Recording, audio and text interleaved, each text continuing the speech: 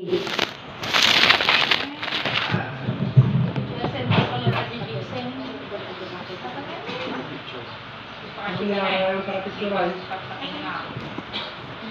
I'm honored to read the content of the certificate.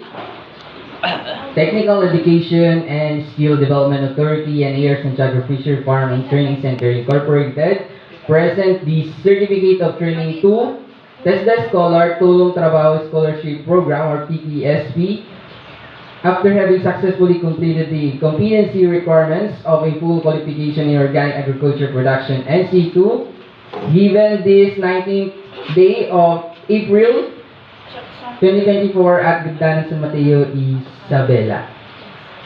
Signed by the Registrar Jacqueline P. Briones, Farm School Administrator Arnel R. Santiago, and TESDA Director General, Secretary